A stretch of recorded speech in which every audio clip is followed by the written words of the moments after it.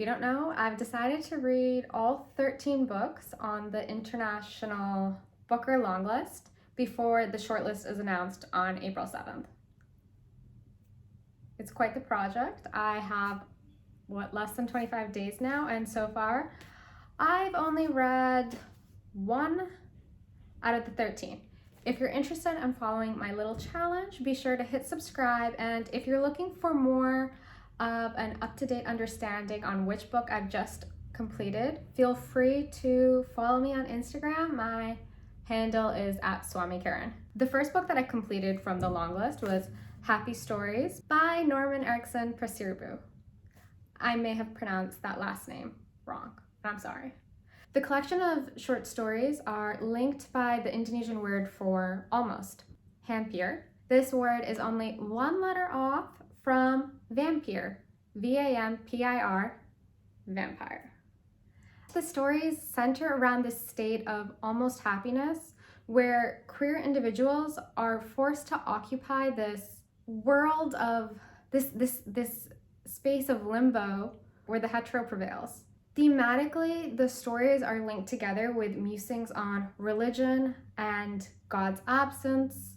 We have families where fathers are frequently absent and mothers are plagued with remorse and guilt. We're also touching upon themes of colonialism and loneliness. Many of the characters in these stories are not even able to achieve a state of almost happiness, as many succumb to suicide and leave the living to grapple with their own grief and isolation. There are 12 stories in this collection, and the ones that worked the best for me were the longer ones.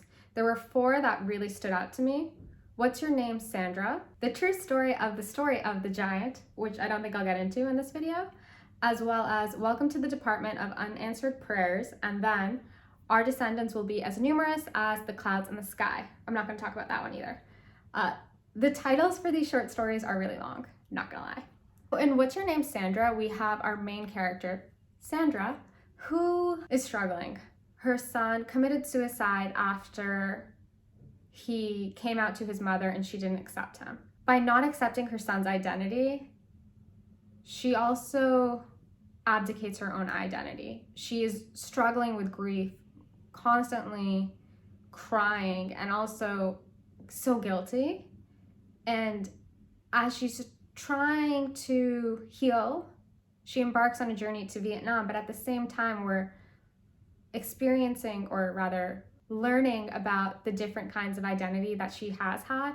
So she's predominantly called Mama Bison. Her son's name is Bison, but since he is no longer living, she doesn't have any right to that title and is kind of like without an identity. Then the next story that I'm going to talk about is Welcome to the Department of Unanswered Prayers. So this is one of the funnier stories in the collection. Basically, an individual has passed away and now they're in heaven, or a heaven-like space. Really, it's more of an afterlife, which is incredibly bureaucratic and cliquey. So in this little afterlife, our narrator is informed that he is basically going to be another cog in the system and going to have to catalog all the prayers that come to God. Now, the afterlife is so backed up that it is highly likely that this narrator will even stumble across his own prayers many years after he's deceased, because that's how backed up the system is. And at one point the narrator is like, oh, what about like the big guy? Where is he at?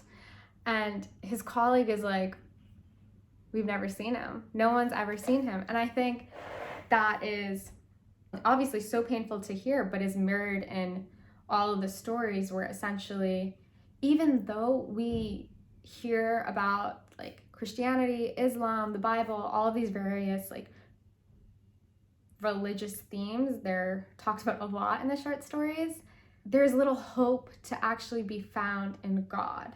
This collection was really fun to read and I'd recommend it. The collection ends with an interview between the author and the translator. I didn't really read all of it, but I did kind of skip around a little bit, and I thought there was the author says something, a quote, "Can you, as a queer, be happy in the way the heteros are happy in Indonesia?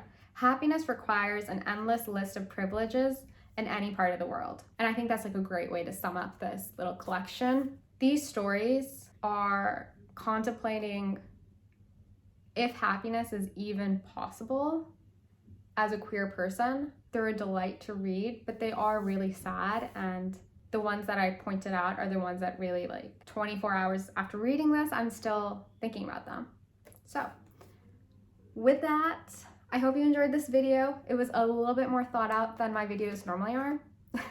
More importantly though, I want to know if you guys have read this collection. Which one was your favorite? Are there any other books that you've read from the long list, and which one was your favorite, etc., etc. Okay, see you later.